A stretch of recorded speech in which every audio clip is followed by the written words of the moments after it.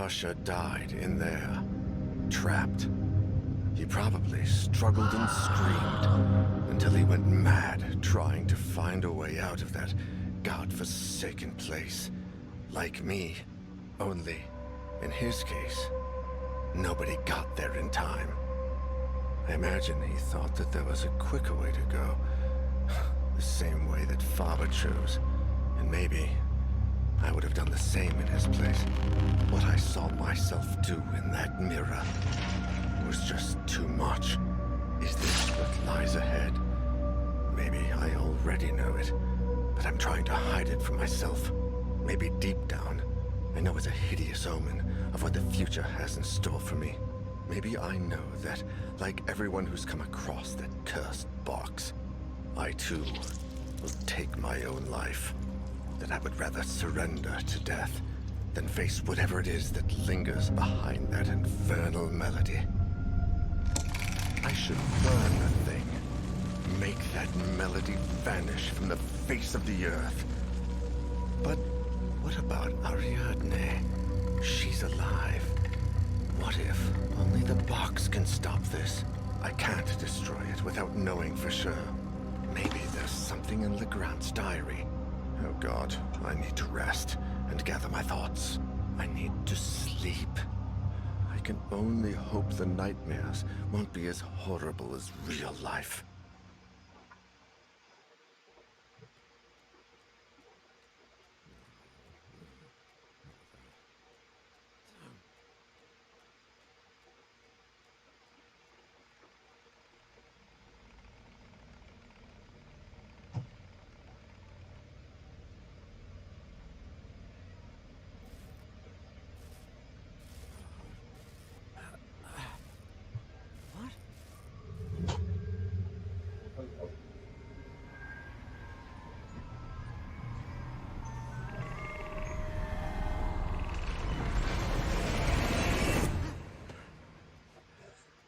That place, that melody. God, I need to find something. There must be something here.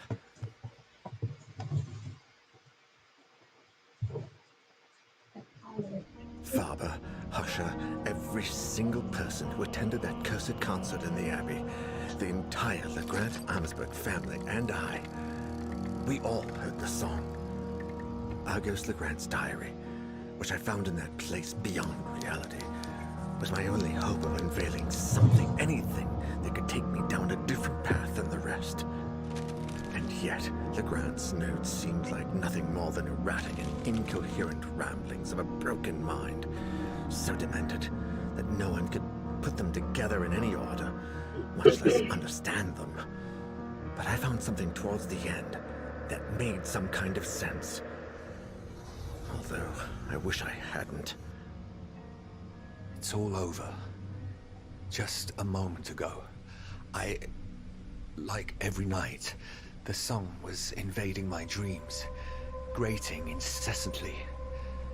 I woke up, soaked in sweat, and veiled by the shadows. Natalie was sleeping, but I was not. This time, it had to stop. I was hell-bent on destroying the source of that awful song. I went down to the basement and tore down the same wall I built myself. With each blow, I cursed the moment I decided to bring that melody into my home. I couldn't take it any longer. There she was, behind the wall. My wife, huddled in a corner, holding Elaine in her arms. I froze. If Natalie was there, what kind of diabolical creature was sleeping by my side? Monsters. All of them. My beloved Elaine, Natalie. The monsters had locked them away and wanted to take Ariadne. They wanted to take my baby.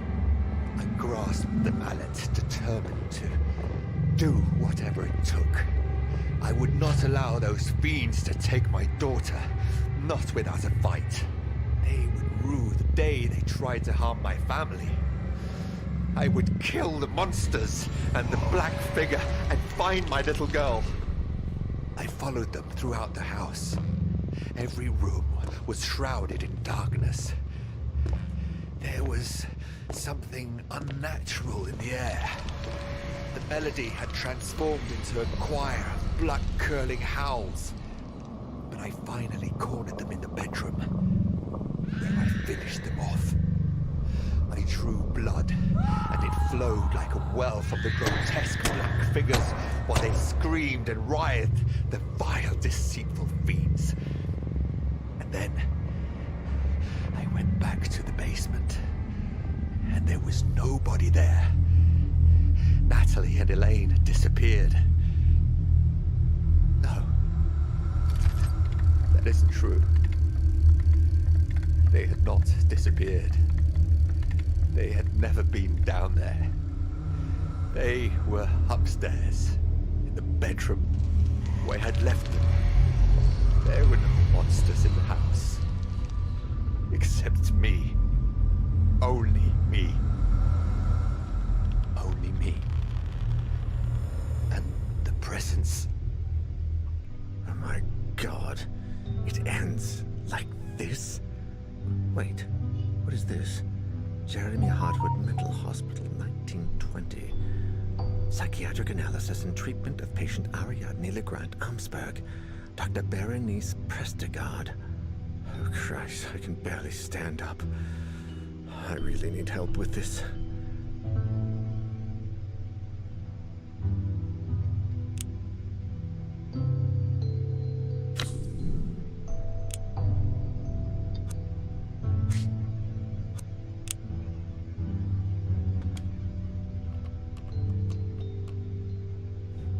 Lydia, guess what? I need your help. I know, I'm very sorry for calling this late, but listen. I found something. It's only a small lead, but it mentions everything, and has the Jeremy Hartwood Hospital stamp on it. Yeah, that's the one. I know it's a bit far, but I think someone there, Dr. Berenice Prestegard, read this diary years ago and looked into this madness way before we ever did. It says 1920. There must be something left of her research. If I'm not mistaken, the hospital was abandoned shortly after World War I. So maybe everything is still there. Her notes, her files, something. No, I think I'm running out of time. I feel bloody exhausted. I can no longer tell the difference between reality and my hallucinations. I need you to look for something, anything, and call me. I know it's a lot to ask, but I don't want to end up like the rest. Something tells me I should visit Ariadne one last time. Yeah, take your cell and call me if you find anything. As soon as I find out what Dr. Prestegard was investigating, I'll drive over to the Legrand Amsberg mansion. Yeah, good luck to you two. And thanks.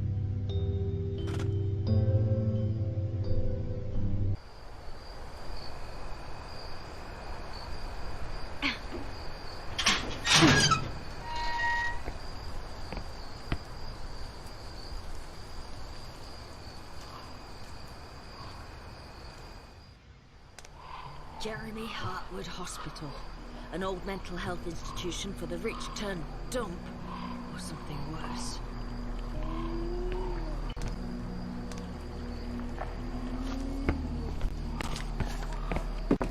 I should take a look at that old power generator.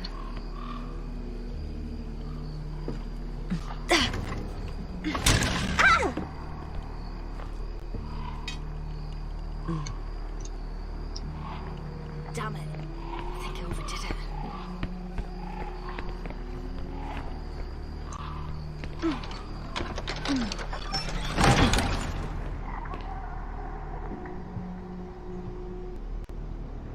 Daniel, you didn't overcome your alcohol addiction to let this kill you. I certainly won't let it happen.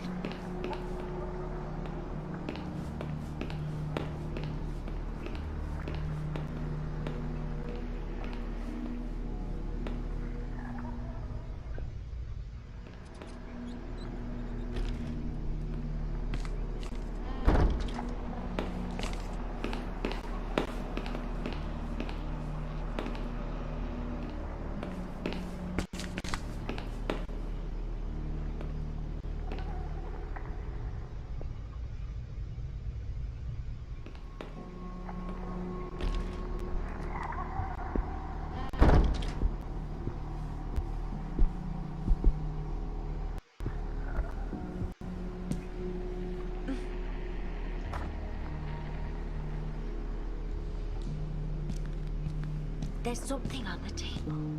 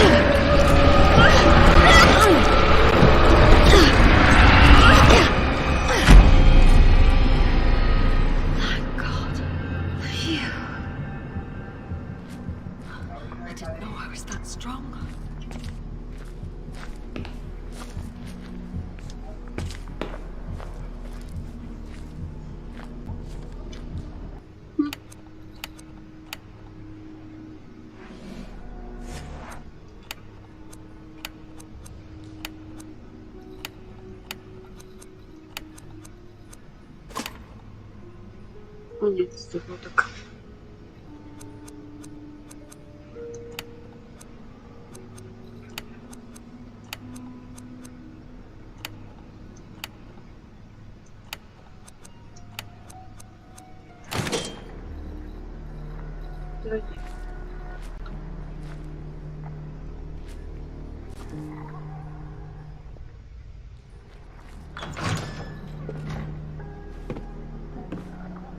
I see some notes there. Let's have a look. Ah, Dr. Baroness Prestigard. It's a good start. Today's session with Ariadne was by far the most productive to date. Not because of the conversation we had, for her mind continues to adhere to the usual extravagant patterns, but because today she asked to get her things back, which led me to a surprising discovery. Down in the storage room, I was convinced I would not find any of the belongings taken from her when she was admitted, but there was nothing further from the truth. There was a diary and a music box. After handing the box to Ariadne, I quickly browsed through the diary, which apparently belonged to her father, and that's where it gets interesting. After years of researching paranormal phenomena, Argus Legrand's investigation led him to the Abbey of St. Cecilia, where a cursed concert had supposedly taken place.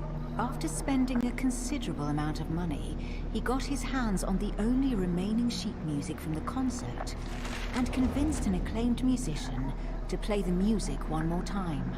The new cursed concert would take place on a steamer that would sail down the Rhine a few weeks later, and both Legrand and his assistants would be there to contemplate the true effects of the song. After the concert, the tycoon wrote the following in his diary. Those ignorant, illiterate fools. I can only laugh at their curse and their stupidity. The only misfortune that damn song has brought is a hole in my bank account. Alas, at least I take the melody with me. I will have it recorded and play it each day for my family. Ha! Those drunk, lazy bastards. Their misfortune was caused by their own stupidity and bad blood. Wanting to put the blame on a song is yet another sample of their total lack of culture. Argus Legrand never knew that the steamer suffered a strange accident, just hours after he got off, that killed everyone on board. And yet his thoughts on the melody eventually changed. They did indeed change. I can't believe it. Daniel wasn't exaggerating. This is much worse than I ever imagined.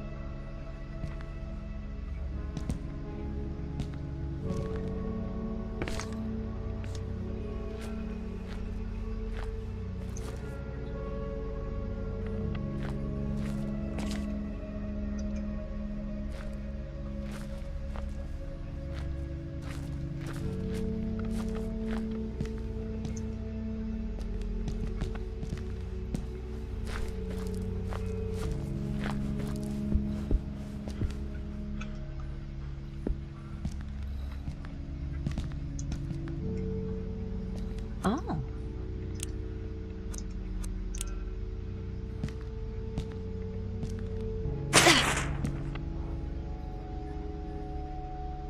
Looks like two of the hospital's patients shared a little secret.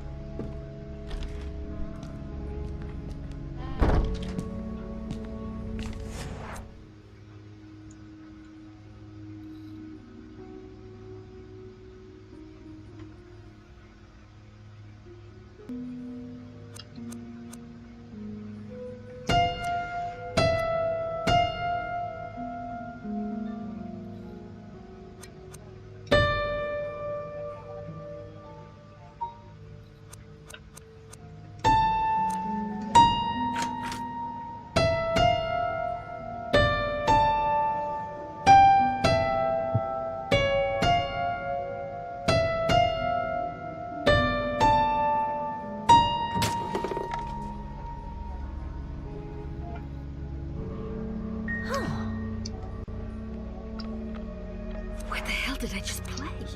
Probable. Terrifying.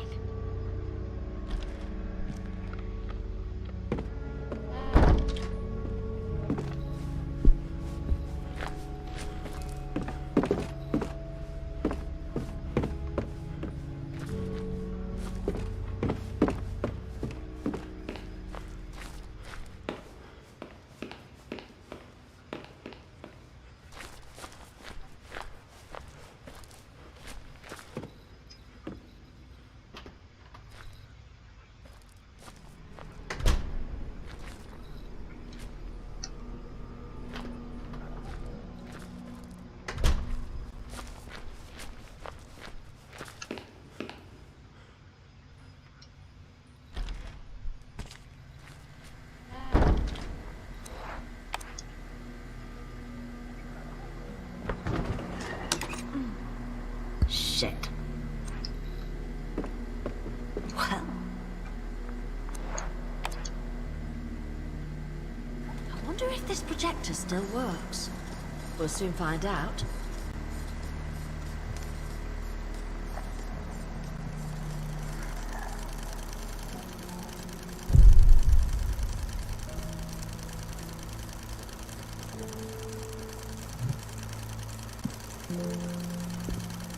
Hi, Ariadne.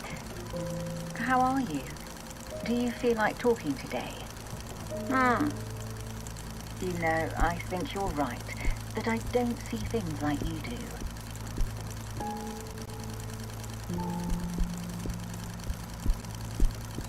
If you don't feel like talking, you can draw. Whatever comes to you first.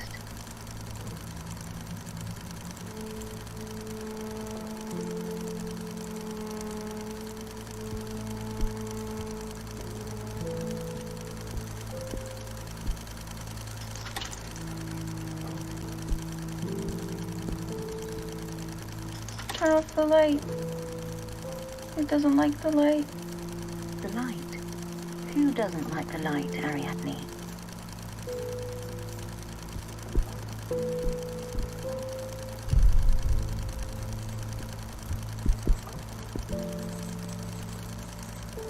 Who is that old lady? It's me. We can listen to your box if you want. Sometimes I hear you playing it when I pass by your room.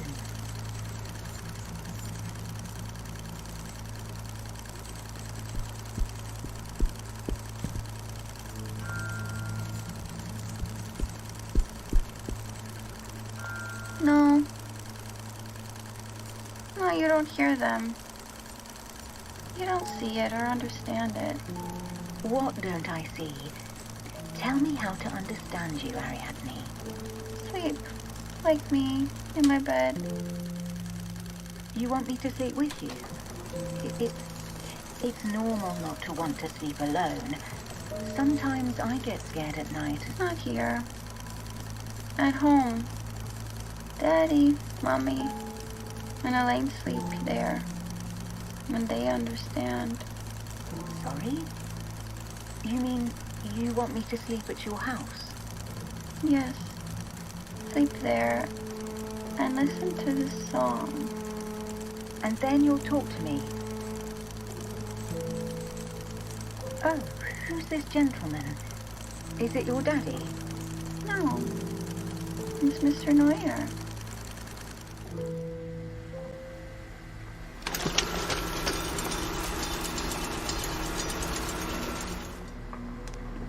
Wait. What did she say? Mr. Neuer? Daniel? How is that even possible?